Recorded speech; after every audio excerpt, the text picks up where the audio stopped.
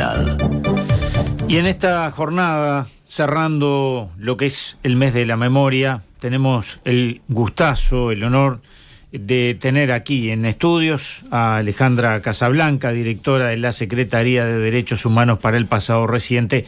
Siempre es muy difícil entrevistar a un periodista o a una periodista, y más en este caso Alejandra Casablanca nos salva la fraternidad que nos une.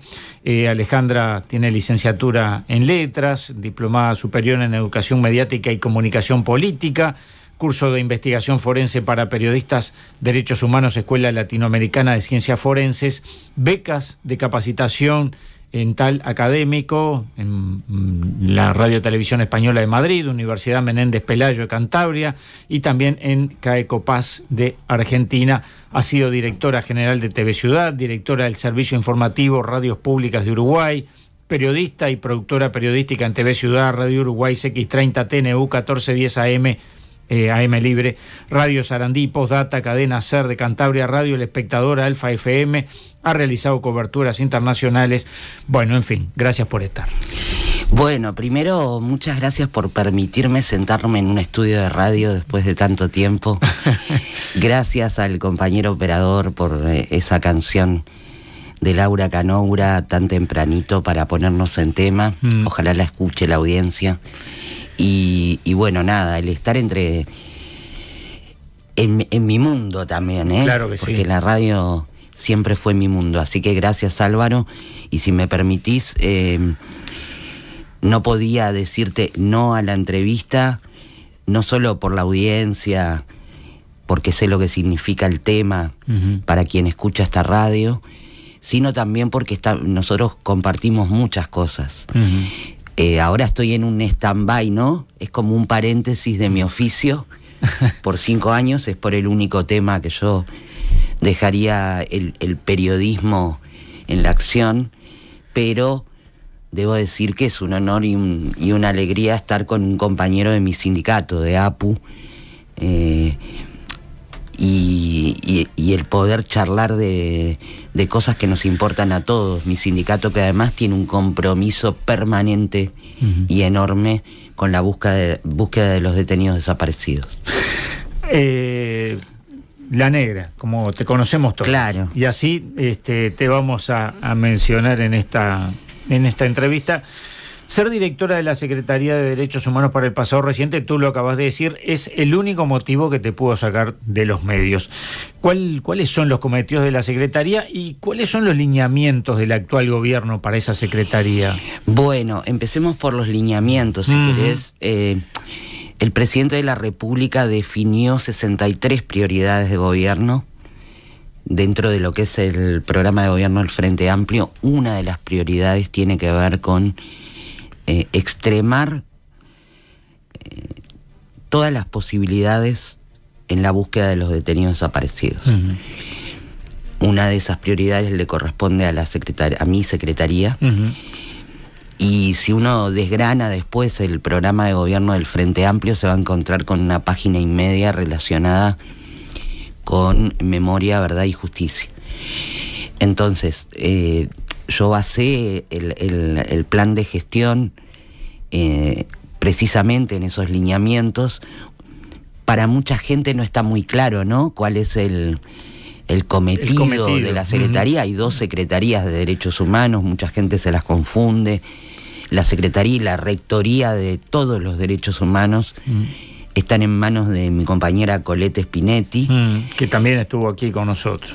Y nosotros lo que tenemos es que remitirnos a una tarea muy concreta que habla de un periodo muy concreto, desde el 68 hasta el 85, y trabajar en varias líneas para que la gente entienda.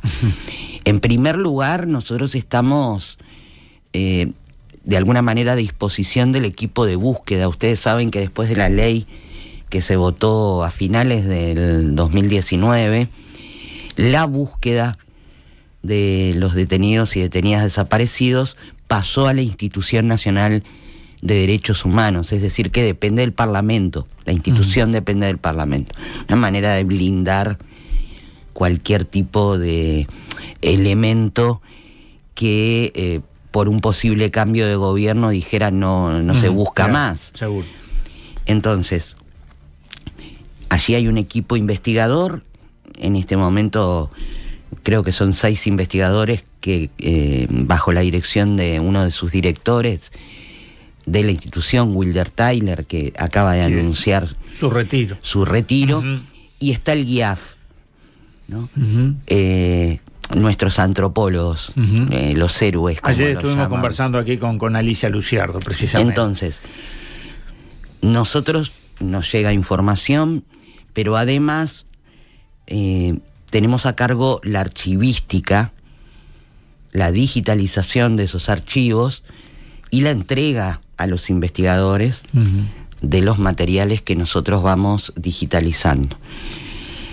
Esa es una pata de la Secretaría y seguramente vas a querer hablar de eso, pero tenemos otras patas, por ejemplo, la identidad de origen.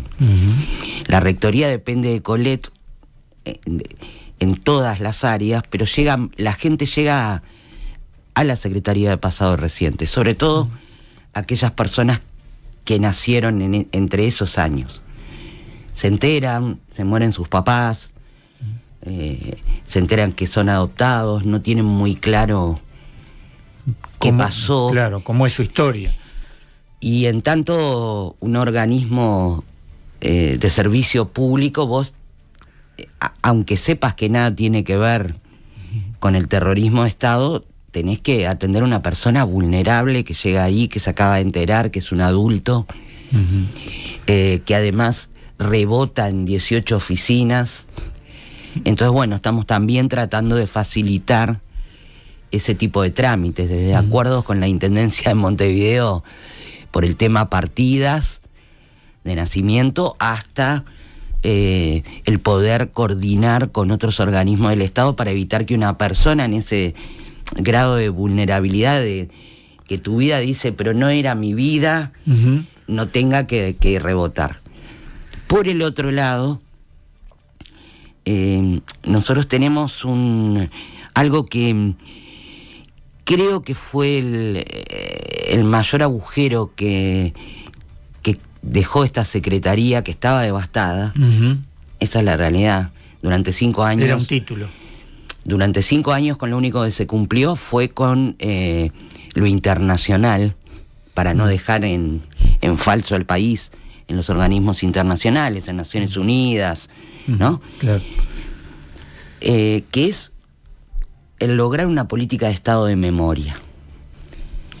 Eso es uno de los puntos que tiene la Secretaría. Y la verdad es que no lo hicimos durante los 15 años de gobierno del Frente Amplio, ni mucho menos en los 5 años de gobierno de la calle Pou. Eso tiene que ver con una pedagogía de la memoria. Yo decía que quizás a muchos frente amplistas les rechina la palabra kirchnerismo, pero que tenemos mucho que aprender de lo que en esa materia hicieron los gobiernos de la República Argentina, no solo en respaldo, en búsqueda, sino en educación, y en lograr que la gente, un 24 de marzo en el caso de ellos, con toda la represión, por ejemplo, de Milei en estos momentos, salga masivamente a la calle en todo el país. Sí. Desde un pueblito. También las organizaciones sociales jugaron un rol fundamental. Las organizaciones sociales fueron siempre del otro lado del río y aquí quienes pusieron el cuerpo. Claro. Quienes pusieron el cuerpo fue Madres y Familiares, en el caso nuestro, Crisol, Hijos, claro. Serpaj, no sé, Memoria en Libertad, ahora más nuevo, Jacarandá, claro. Cualquier tipo de organismo de defensa de los derechos humanos, el PIT-CNT, con su comisión, el Observatorio de Luz y Barburu, los sitios de memoria, las cooperativas de vivienda. Las cooperativas de vivienda, los distintos sindicatos individualmente y no solo en la central. Claro. Entonces, ¿cómo generamos una política de Estado de memoria que trascienda el gobierno, que trascienda este gobierno y que se instale desde el conocer nuestra propia historia, ¿no? Cuando uno habla de memoria, la mayoría de la gente dice, bueno, 50 años atrás, 40 años atrás, ¿no? Ya que estamos en un año de números redondos, 200 años del Bicentenario, 40 años de democracia, 30 años de marchas, 20 años de la creación del GIAF, en noviembre 50 años del Plan Cóndor. Bueno, algunos de nosotros pensamos que el construir una pedagogía de la memoria no es para atrás. Es la única condición real que los ciudadanos tenemos de defensa del nunca más verdadero y de la no reiteración de la barbarie. Así se explica el 20 de mayo, porque si tú y yo nos acordamos de las viejas con el cartelito en la plaza solas. Sí. Y al hoy es todo un cambio, ¿no? Bueno, quizás te diría que es la movilización que más jóvenes, sacando lo que es en septiembre la marcha de la diversidad, pero que más jóvenes lo toman como propio. Entonces, siempre es una esperanza para madres y familiares. Quedan solo 4 viejas vivas. Esa es la verdad. Claro. Marieta, Alba, Milka y Chela en Soriano. Entonces, si uno se imagina lo que hacíamos nosotros hace 30 años o 20 años y cuando íbamos a cubrir eso y cuando desde lo personal, de un compromiso militante, cuántas mamás había y qué jóvenes eran aquellos que hoy son voceros de madres y familiares, claro, y tienen 65, 70 años, bueno, yo personalmente creo que lo que no hagamos en estos 5 años no se va a hacer después, porque no van a estar, y porque si bien siempre están otras generaciones, los nietos, los sobrinos que participan de madres y familiares, por ejemplo, tampoco van a estar los protagonistas, ¿no? Que por más que haya un silencio cómplice, saben que los archivos están, que hay quien puede llegar a hablar en esto del anonimato, aquellos que eran soldados, que limpiaban en los cuarteles, que no tenían una... ¿Que vieron dónde? Y que vieron dónde. Nosotros no podemos pasar nosotros 15 años esperando que el equipo de héroes del GIAF excaven trinchera a trinchera pegados con la cantidad de territorio que ocupa, por ejemplo, el batallón 14. Por ejemplo, que es enorme. Tenemos que tratar de buscar... Y además, de hecho, Julio Castro, por ejemplo, no está en el batallón 14, está en las inmediaciones, en un lugar más o menos alejado, ¿no?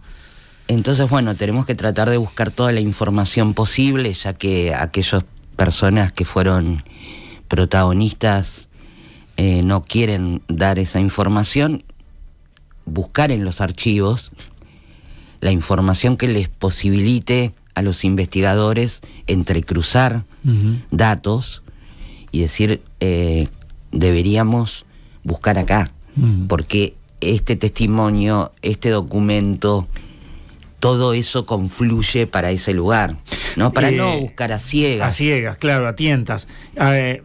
Pero yo te escucho, y en esta secretaría, ¿hay equipo para realizar esa tarea? Bueno, yo estoy muy contenta con los trabajadores que ya venían de la secretaría, los funcionarios, muchos de ellos además venían de años anteriores a la última gestión, así que el lunes tenemos una reunión de equipo importante en donde ya van a estar, aunque ya trabajamos con definiciones definidas, las áreas y los responsables de cada área y los equipos para cada área, pero no, hace falta más gente, sí. Claro. Hace falta más gente.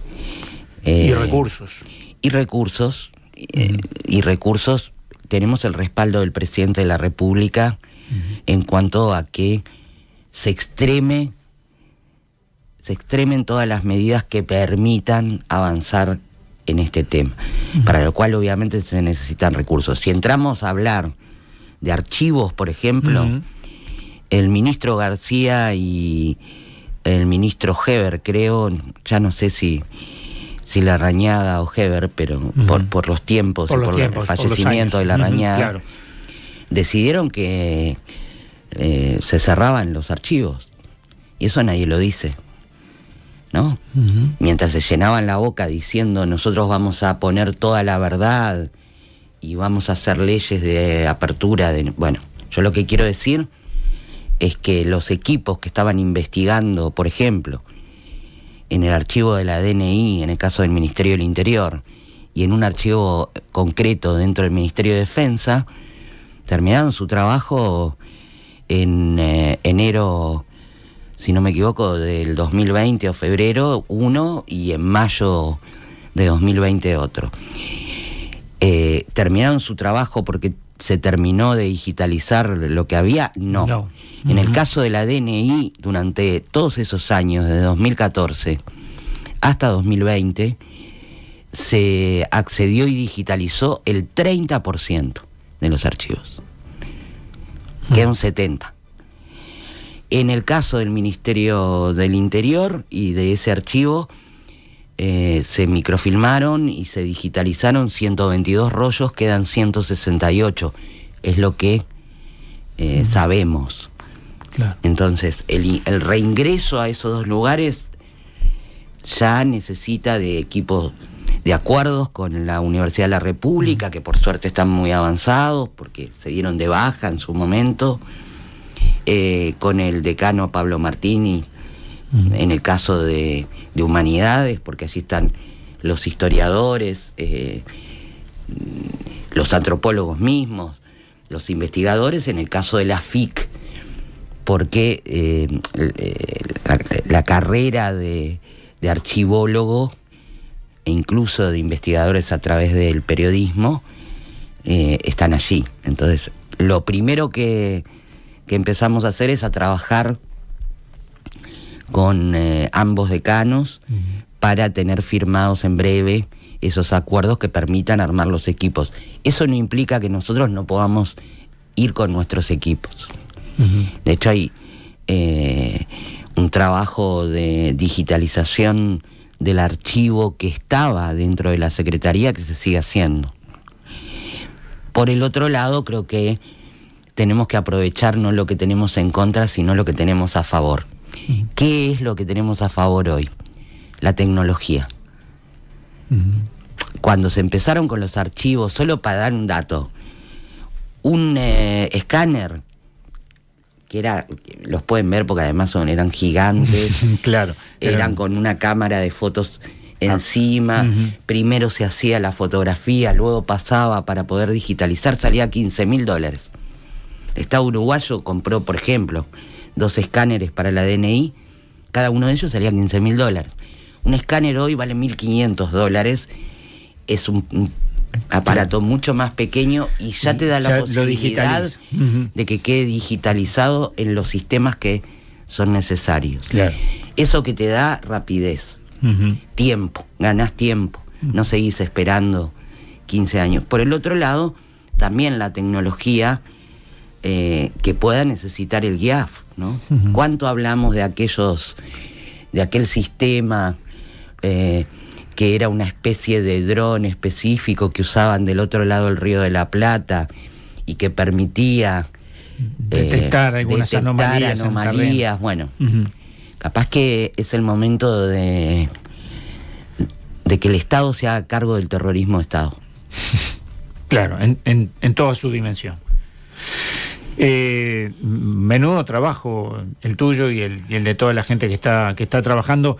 Creo que tú decías, bueno, vamos a ver lo que tenemos a favor, y creo que una de las cosas que tenés a favor es el conocimiento a lo largo de los años y el vínculo con todas las organizaciones sociales.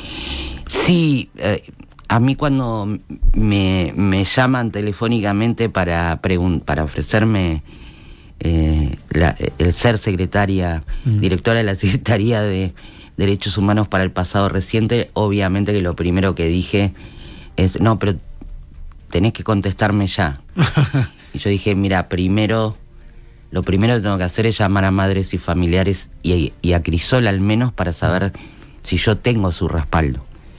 No es una cuestión de aceptar un cargo en el gobierno o no, ¿no? Y con ese respaldo, creo que ese respaldo es el que me permite, dentro de quien me conoce sabe que ya soy una enferma del trabajo, pero el poner mi cabeza, mi corazón y mi experiencia y toda la gestión 24/7 para obtener respuestas. Y ahora trabajar también a nivel de educación, insisto con eso, porque claro, nos olvidamos mucho de eso. Trabajar con el Ministerio de Educación y Cultura, con la ANEP, con la universidad, porque si no construimos una pedagogía de la memoria que atraviese, y más en estos momentos, yo hablaba con compañeros, con colegas, y decía, ¿alguno de nosotros iba a pensar que iba a volver a estar sobre la mesa la teoría de los dos demonios, el negacionismo? Es como si de los 90 para acá no hubiera pasado nada. Sin embargo, está sobre la mesa, no solo en nuestro país, no, claro, con esta nueva derecha, ¿no? que surge, sino que está en el mundo entero, en la región. Entonces nosotros tenemos que construir un verdadero nunca más que se instale en las nuevas generaciones.